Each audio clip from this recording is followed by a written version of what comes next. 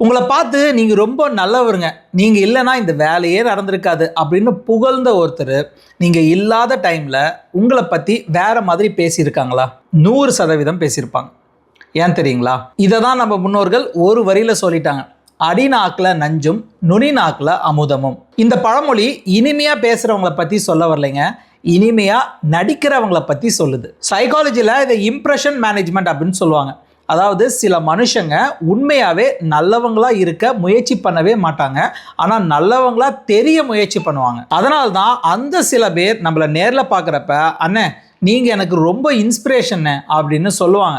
ஆனா பின்னாடி போயிட்டு இவன் கிடக்குறான், இவனால தான் எல்லா ப்ராப்ளமும் அப்படின்னு சொல்லுவாங்க. ஆஃபீஸ்ல முகத்துக்கு நேரா ஸ்மைல் பண்ணுவாங்க. ஆனா மீட்டிங் முடிஞ்சதுக்கு அப்புறம் அந்த மனுஷனையே கிரிட்டிசைஸ் பண்ணுவாங்க. பாலிடிக்ஸ்ல கூட்டணி இருக்கிற வரைக்கும் புகழ்வாங்க. கூட்டணி உடைஞ்சு வெளியில வந்ததுக்கு அப்புறம் அதே மனுஷனை மோசமானவங்க அப்படின்னு சொல்லுவாங்க. சோஷியல் மீடியால கமெண்ட்ல "சூப்பர் சார், இன்பாக்ஸ்ல நீங்க தான் பெஸ்ட்" அப்படின்னு சொல்லுவாங்க. ஆனா வேற போஸ்ட்ல அதே மனுஷனையே ட்ரோல் பண்ணுவாங்க. இதுல நோட் பண்ண வேண்டிய விஷயம் என்ன தெரியுங்களா? நஞ்சு எப்பயுமே கசப்பா இருக்காது, சில நேரத்தில் இனிப்பாகவும் வரும்.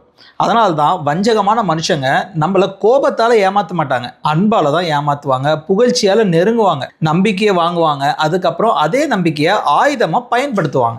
சைக்காலஜியில் இதை மச்சியா வில்லியானிசம் அப்படின்னு சொல்லுவாங்க. அதாவது தன்னுடைய சுயநலத்துக்காக தந்திரமாக மற்றவங்கள ஏமாத்துறது. ஸோ எல்லாருமே இனிமையாக பேசுகிறாங்க அப்படின்னா அவங்க நல்லவங்க அப்படின்னு அர்த்தம் இல்லை. சிலருடைய நாக்கோட நுனியில அமுதமும் இருக்கும், அதே சமயம் அடிநாக்கில் நஞ்சும் இருக்கும். வார்த்தைகளை மட்டும் நம்பாதீங்க, காலம் காட்டுற குணத்தை நம்புங்க. சிந்திப்போம். இது நிருநிப்ஸ். நன்றி.